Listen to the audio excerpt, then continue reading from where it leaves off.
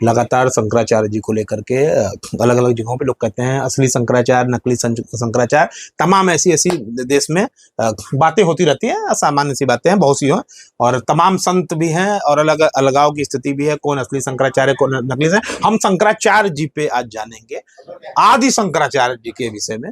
हम हमारे साथ एडवोकेट साहब हैं, उनसे हम बात करेंगे और जानेंगे आदि शंकराचार्य जी के बारे में। बताइए कुछ। आदि शंकराचार्य भगवान साक्षात शंकर के अवतार के रूप में थे। उनके माता पिता भगवान शंकर का पूजा पाठ करते थे। पुत्र नहीं हुआ था। भगवान शंकर साक्षात प्रकट हुए उनके माता पिता के सामने और भगवान शंकर कहे कि आशीर्वाद मांगो। पुत्र की लालसा थी, स्वाभाविक था। उन्होंने कहा कि मुझे पुत्र दीजिए। भगवान शंकर कहे कि दो तरह के पुत्र जो है हमारे पास जिसे होते हैं, एक कुपुत्र होता है और एक सुपुत्र होता है।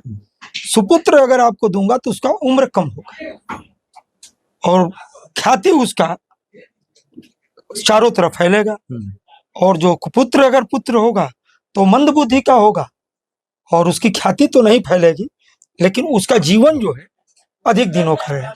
इसमें से चयन कर लीजिए।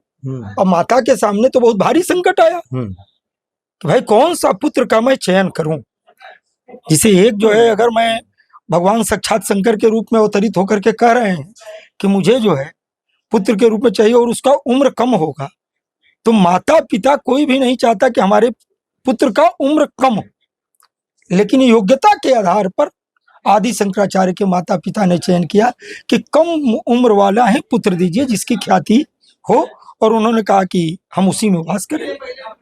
फिर आदि शंकराचार्य भगवान प्रकट हुए कालमांडी में, और प्रकट होने के बाद एक नदी के किनारे आदि शंकराचार्य भगवान को लेकर के माता जी गई। भगवान विष्णु मगरमच्छ बन करके आकर के जल में जो है खड़े हो गए और इनका पकड़ लिए, क्योंकि उन्होंने कहा था, पर उस समय वचन भी ले लिए थे भगवान शंकर कि वो आपके साथ रहेगा नहीं। जो पुत्र कम उम्र का होगा और जिसमें हमारे सर्व को सभी गुण विराजमान होंगे, वो पुत्र आपके साथ नहीं रहेगा, बल्कि वो धर्म का कार्य करेगा, धर्म रक्षा के लिए जो है देश भर में भ्रमण करेगा, आपका साथ में नहीं रह पाएगा। तो इस तरह का पुत्र जो है आपको पैदा होगा। अब पुत्र मोह में ही अपने पास रख ली थी और अभी उनको त्यागी नहीं थी, और 5 साल के उम्र में ही उनको त्याग कर देना था घर को। मैंने ये वचन ले चुके थे भगवान शंकर।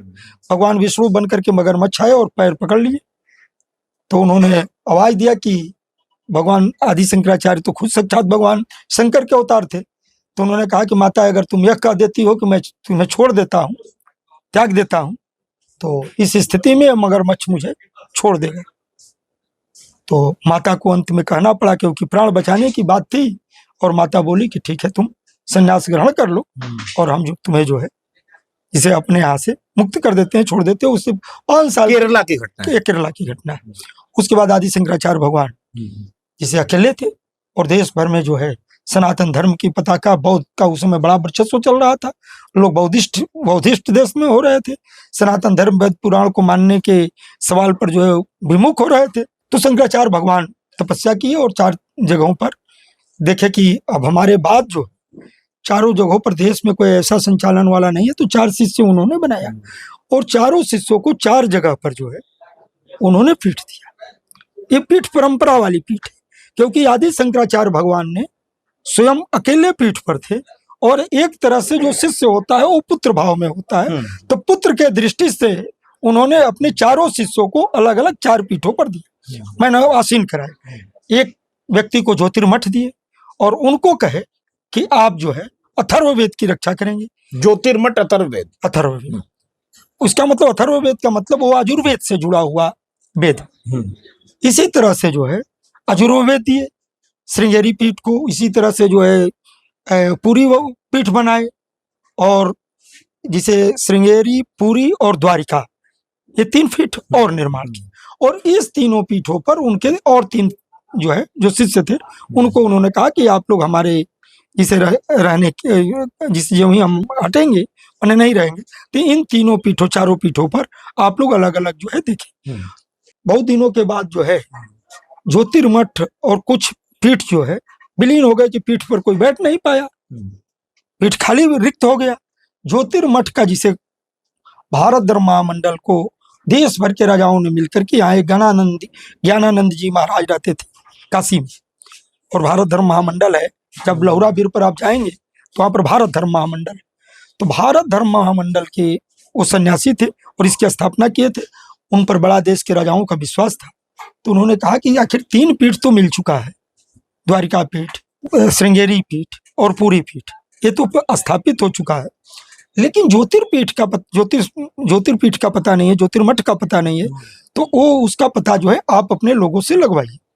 तो इन्होंने जो है, सन्यासी थे, उन्होंने, उन लोगों ने, देश के राजाओं ने खर्चा दिया, और उस खर्चा के बाद जो है इन्होंने ज्योतिर्मठ का जिसे तलाश कराया। तो जोशी जहाँ मठ है वहां पर जो है भगवान आदि शंकराचार्य की माध्यम से जो तोटकाचार्य जी थे, उनकी जो है गुफा, और उनकी जो देवी थी पूर्णा देवी, पूर्णागिरी, वो जिसे उनका जो है मूर्ति मिला। उसी के आधार पर एक मानक माना गया कि इस जगह पर ज्योतिर्मठ के का जो है अवशेष जो है उस समय है, क्योंकि उनकी देवी जो है पूर्णा देवी थी, पूर्णागिरी थी। तो उस देवी को जिसे उन्होंने वो पूजा करते थे तोटकाचार्य जी, और भगवान आदि शंकराचार्य ने उन्हें स्थापित किया था। वहाँ भगवान शिव की भी स्थापना भगवान आदि शंकराचार्य ने किया है। बद्रिकाश्रम का भी उन्होंने उद्धार किया था, निर्माण किया था। उसी तरह से केदार मंदिर का भी निर्माण किया, बहुत सारे जगहों पर किए थे।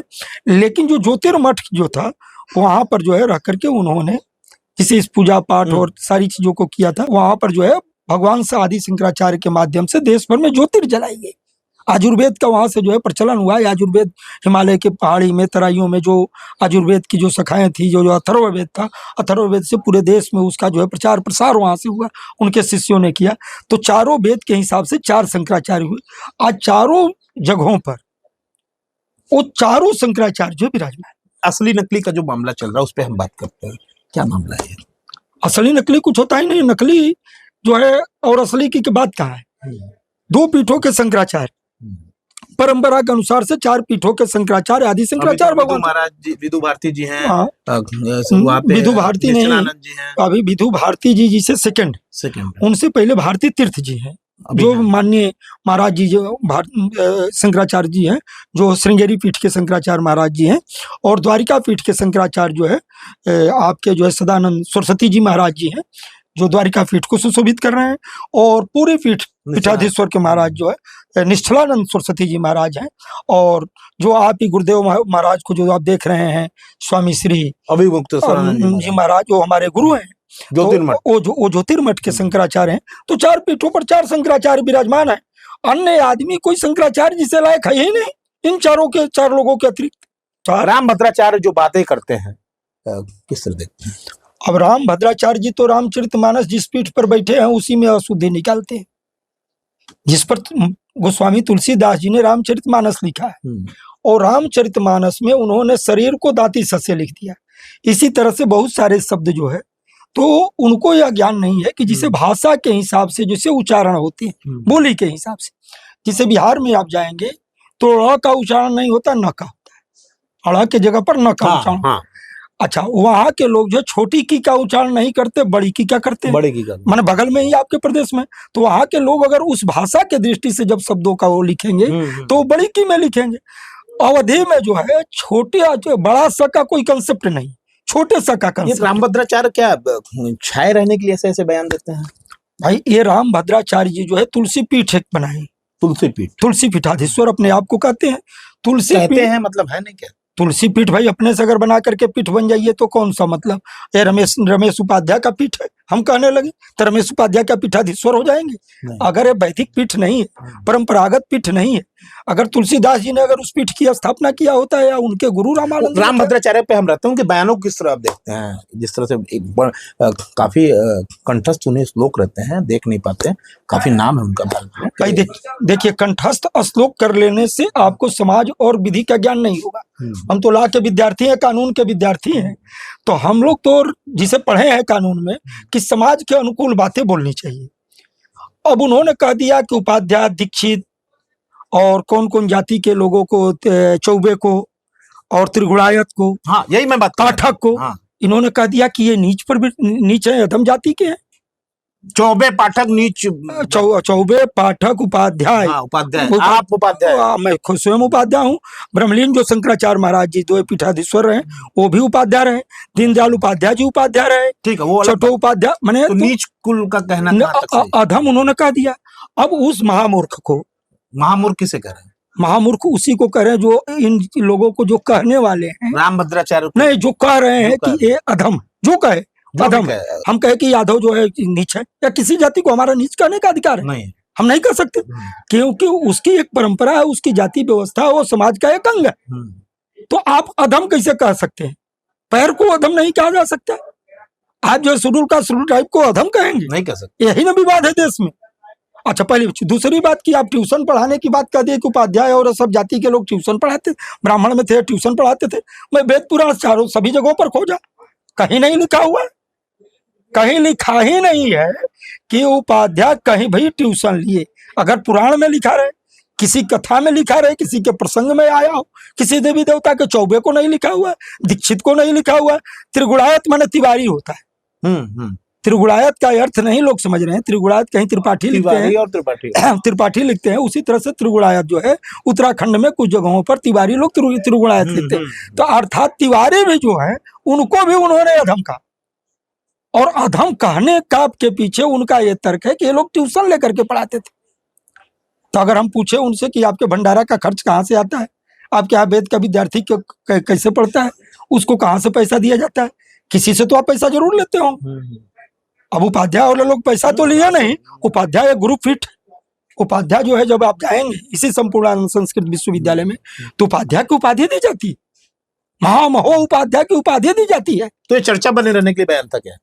चर्चा में बने रहने का नहीं, अपने को अगर किसी को सुपीरियर साबित करना हो, कोई व्यक्ति जो अधम हो, कम जानकार हो, इसको हम मानते हैं कि जो कम जानकार होगा वो अपने को सुपीरियर साबित करने के लिए इस तरह के बयान जो है देता रहता है आदमी कि हम ये हैं, और वो जो है कहेगा कि जिसे हम उपाध्याय को नीच मानते हैं तो हम उनको नीच मानते हैं। अरे भाई, नीच कैसे हो सकता है?